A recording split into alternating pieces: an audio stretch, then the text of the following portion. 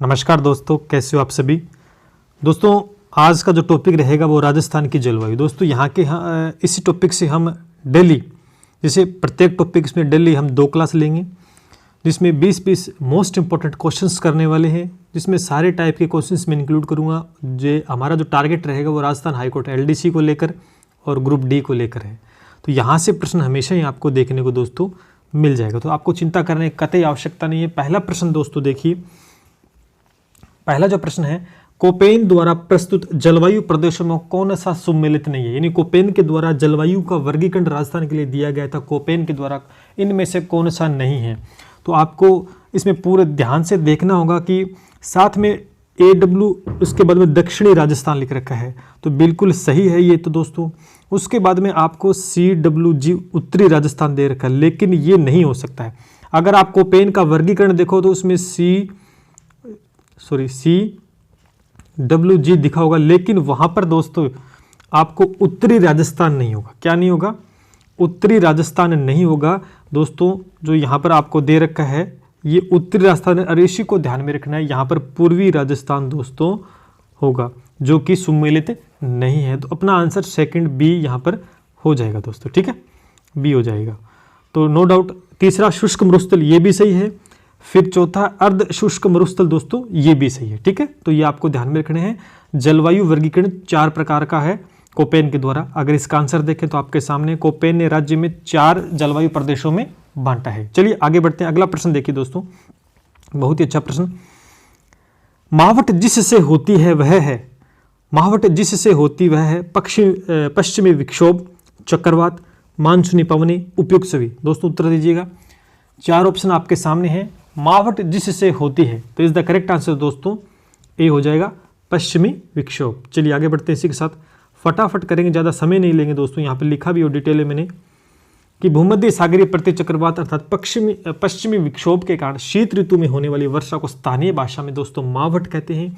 इससे उत्तरी पूर्वी राजस्थान में 10 से 20 सेंटीमीटर वार्षिक वर्षा होती है। चलिए अगला प्रश्न देखिए, राज्य का आर्द्र जिला बताइए। राज्य का आर्द्र जिला जैसलमेर, उदयपुर, सिरोही, झालावाड़। दोस्तों बताइए फटाफट इसका answer. Is the correct answer दोस्तों हो जाएगा झालावाड़, ठीक है। चलिए आगे बढ़ते हैं इसी के साथ में। और यहाँ पे लिख भी राजस्थान राज्य का आर्द्र जिला दोस्तों झालावाड़ है। और यहाँ पर आपको आर्द्र स्थान अगर पूछा जाए दोस्तों तो माउंट आबू करना है, ठीक है। आर्द्र जिला झालावाड़ और स्थान पूछे तो माउंट आबू दोस्तों करना है। चलिए इसी के साथ आगे बढ़ते हैं। अगला जो प्रश्न है आपके सामने है, बहुत अच्छा प्रश्न, कई बार पूछा गया। राजस्थान में औसत वर्षा होती है, यह आपसे प्रश्न पूछा गया है। बताइएगा 57.8 सेंटीमीटर, 55.8 सेंटीमीटर, या 57.51 सेंटीमीटर, या 54.67 सेंटीमीटर। दोस्तों इंपॉर्टेंट है क्वेश्चन, ध्यान कर लेना। इज द करेक्ट आंसर दोस्तों C यहाँ पर हो जाएगा, ठीक है। चलिए आगे बढ़ते हैं। इसकी PDF दोस्तों आपको मेरे टेलीग्राम चैनल पे मिल जाएगी, नीचे उत्तर भी आपको दिए होंगे यहाँ पर, ठीक है। अगला देखिए, सामान्यतः राजस्थान में कितने जलवायु क्षेत्रों में विभाजित किया जाता है।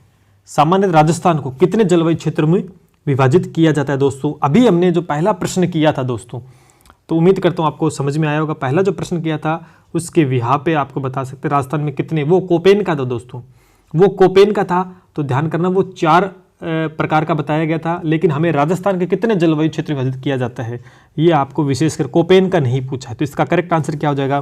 कई बच्चे तो 4 ऑप्शन इसका टिक कर गए हैं, जो कि गलत हो जाएगा दोस्तों। यहाँ पर 5 प्रकार का होगा। कितने प्रकार का? 5 प्रकार का क्षेत्रों में जलवायु को विभाजित किया गया है। चलिए आगे बढ़ते हैं। नीचे लिखा भी हुआ, तापमान वर्षा के आधार पर राजस्थान को 5 जलवायु प्रदेशों में बांटा गया है, ठीक है। चलिए इसी के साथ आगे बढ़ते हैं। कौन कौन से आपके सामने नेम भी है। शुष्क जलवायु प्रदेश, अर्ध शुष्क, उप आर्द्र, आर्द्र जलवायु, अति आर्द्र, ठीक है, नोट कर लीजिएगा इनको। आगे बढ़ते हैं। अगला प्रश्न है, राजस्थान में शीतकालीन वर्षा का कारण है। बहुत ही अच्छा प्रश्न। शीतकालीन, ग्रीष्मकालीन मानसून, उत्तरी पूर्वी मानसून, यानी सर्दियों में जो वर्षा होती है उसका कारण क्या है। तो इज द करेक्ट आंसर दोस्तों आपको पता होगा, D ऑप्शन, यानी पश्चिमी विक्षोभ, ठीक है। चलिए आगे बढ़ते हैं। अगला एक और प्रश्न आपके सामने, कोपेन के जलवायु प्रदेश के वर्गीकरण का आधार क्या था दोस्तों। बहुत ही इंपॉर्टेंट प्रश्न दोस्तों।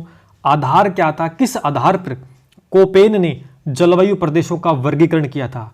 वायुदाब, वर्षा, या दोस्तों यहाँ पर धरातल होगा या वनस्पति होगा? तो इज द करेक्ट आंसर दोस्तों आपका क्या हो जाएगा यहाँ पर? वनस्पति हो जाए। कोपेन ने जो जलवायु का वर्गीकरण दिया था दोस्तों वो वनस्पति के आधार पर दिया था। उम्मीद करता हूँ समझ में आया होगा आप सभी को। इसी के साथ आगे बढ़ते हैं। अगला प्रश्न, राजस्थान में कौन सी जलवायु नहीं पाई जाती? राजस्थान में कौन सी जलवायु नहीं पाई जाती दोस्तों? सीधा सीधा इसका आंसर है हमारे राजस्थान में 3 प्रकार की जलवायु दोस्तों पाई जाती है। शुष्क है, अर्धशुष्क, आर्द्र, लेकिन ध्रुवीय दोस्तों नहीं पाई जाती है। ये बर्फीले इलाकों में पाई जाती है। ठीक है, अपने राजस्थान में तो ये है नहीं, तो यहाँ पर जो कौन सी नहीं पाई जाती? ध्रुवीय। चलिए आगे बढ़ते हैं। बहुत ही अच्छा प्रश्न। लू के संदर्भ में कौन सा कथन सही नहीं है? लू के संदर्भ में, लू आपको पता है गर्मियों में चलती है, बहुत गर्म हवा जो होती है उसे लू कहते हैं, हमारे राजस्थान में बहुत भयंकर चलती है। कौन सा कथन सही नहीं है? लू के बारे में सामान्य जानकारी होनी चाहिए। ग्रीष्म ऋतु प्रचंड शुष्क वह गर्म हवा, बिल्कुल सही है। यह थार मरुस्थल में चलती है दोस्तों, ये भी सही है। इनकी गति सामान्यतः 70 से 80 किलोमीटर प्रति घंटा, बिल्कुल सही है। लेकिन ये स्थायी पवन नहीं है। स्थायी का मतलब रोजाना नहीं चलती, स्थायी नहीं है दोस्तों, एक समय के अनुसार ये चलती है, तो स्थायी पवन ये दोस्तों नहीं है। डी ऑप्शन आपका सही हो जाएगा। चलिए आगे बढ़ते हैं। राजस्थान का सर्वाधिक गर्म जिला, बहुत अच्छा प्रश्न। राजस्थान का सर्वाधिक गर्म जिला कौन सा है? बीकानेर, नागौर, चूरू, जोधपुर। तो ये अमूमन सभी को पता होगा, गर्मी सबसे ज्यादा जो होती है दोस्तों वो चूरू जिले के अंदर होती है। कहाँ होती है? चूरू जिले में। 50 सेंटीग्रेड तक तापमान दोस्तों हो जाता है, इससे ज्यादा भी। ठीक है, गर्मियों में। आगे बढ़ते हैं। राजस्थान में सर्वाधिक दैनिक तापांतर वाला क्षेत्र कौन सा है? राजस्थान में सर्वाधिक दैनिक तापांतर वाला क्षेत्र कौन सा है? ऑप्शन बताइएगा। 4 ऑप्शन आपके सामने दोस्तों। उत्तरी क्षेत्र, पश्चिमी क्षेत्र, दक्षिणी क्षेत्र, पूर्वी क्षेत्र, बताइए। तो इसका करेक्ट आंसर दोस्तों मैं ही बता देता हूं आपको, पश्चिमी क्षेत्र होगा दोस्तों इसका करेक्ट आंसर। ठीक है, चलिए आगे बढ़ते हैं। जो भी प्रश्न मैं आपको करवा रहा हूं ये कहीं ना कहीं एग्जाम में दोस्तों आए हुए हैं और मोस्ट इंपॉर्टेंट क्वेश्चंस जो आने वाले हैं एग्जाम में, इस तरह के प्रश्न मैंने आपके सामने लिए हैं।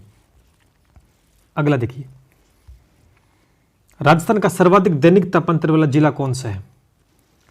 जल्दी बताइए। दैनिक तापांतर वाला जिला, दो टाइप का प्रश्न आया दोस्तों। पीछे आपने देखा क्षेत्र पूछा था कौन सा, दैनिक, अब जिला पूछ लिया।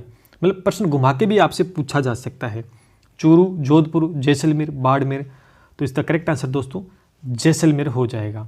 स्थान पूछे तो दोस्तों मैंने अभी आपको बताया था स्थान, ये देखो दैनिक तापांतर वाला स्थान आपसे पूछे तो पश्चिमी क्षेत्र हो जाएगा।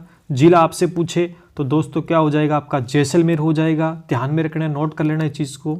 अगला प्रश्न देखिए, राजस्थान में सर्वाधिक वर्षा वाला जिला, किस जिले में सर्वाधिक वर्षा होती है? हम राजस्थान के हैं, ये हमें प्रश्न पता होना चाहिए।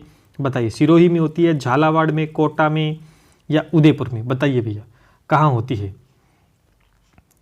इसका करेक्ट आंसर दोस्तों झालावाड़ हो जाएगा इसका। ठीक है, चलिए अगला, राजस्थान में आउट होती है, बताइए। राजस्थान में आउट होती है हिमालयी ठंडी हवाओं से, भूमध्य रेखा की ठंडी हवाओं से, उत्तरी पश्चिमी ठंडी हवाओं से, पश्चिमी ठंडी हवाओं से? बताइए। तो पश्चिमी ठंडी हवाओं से इज द करेक्ट आंसर दोस्तों हो जाएगा। माउट को लेकर कई बार प्रश्न दोस्तों एग्जाम में देखने को मिले।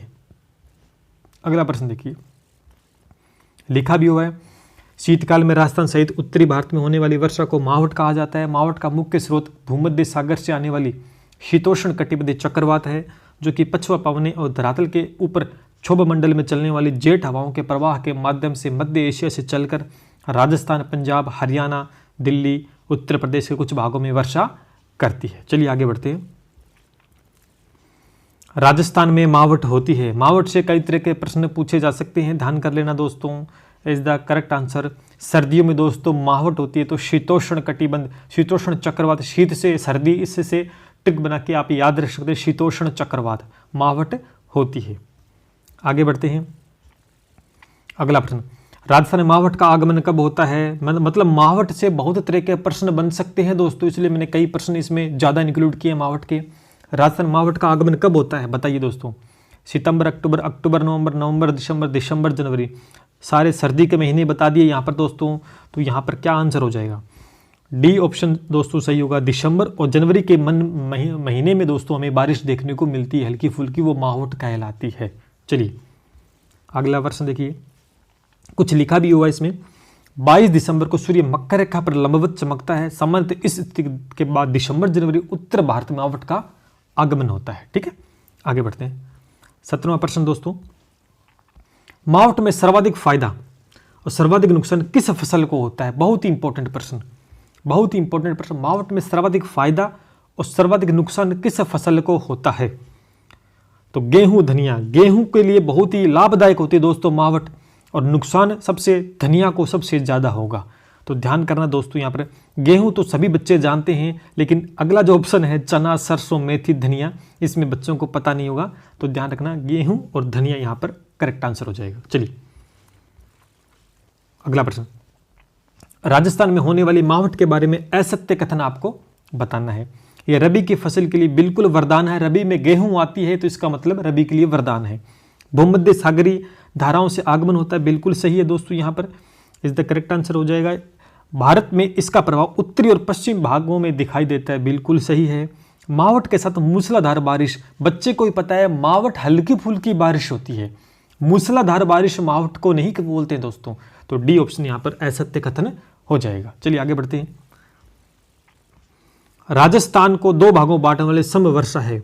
इसको बिना सोचे समवर्षा वाला जब भी राजस्थान के दो भागों में बांटती है तो 50 सेंटीमीटर वर्षा आपको राइट आंसर करना है। बहुत बार पूछा गया, 50 सेंटीमीटर आपका करेक्ट होना चाहिए वहां पर। लास्ट और अंतिम प्रश्न दोस्तों मैं आपके सामने रखूंगा। मानसून शब्द किस भाषा से बना है? मानसून किस भाषा से बना है? तो दोस्तों अरबी भाषा से मानसून शब्द की उत्पत्ति हुई है। तो ये थे कुछ 20% दोस्तों इंपॉर्टेंट। दोस्तों इसके बाद में एक क्लास और मैं जलवायु के ऊपर लेने वाला हूं, जिससे कि पूरे क्वेश्चंस आपके कंप्लीट हो जाएंगे। मैंने आज जो 20 क्वेश्चंस आपको कराए हैं ये बहुत ही इंपॉर्टेंट है। यहाँ से आपको एक आध क्वेश्चन देखने को मिलेगा, और इसके बाद में एक क्लास और होगी जलवायु के ऊपर, उसमें भी 20 क्वेश्चंस मैं लूँगा। इस तरह का प्रत्येक टॉपिक से 20 मोस्ट इंपॉर्टेंट क्वेश्चंस मैं आपके सामने लेके आऊँगा। आपको पूरा टॉपिक पढ़ने की दोस्तों कतई आवश्यकता नहीं है, यहाँ से प्रश्न देखने को मिलेगा। तो उम्मीद करता हूँ क्लास अच्छी लगी होगी, तो लाइक करना, शेयर करना, सब्सक्राइब कीजिए दोस्तों। मिलते हैं नेक्स्ट क्लास में, तब तक के लिए जय हिंद, जय भारत।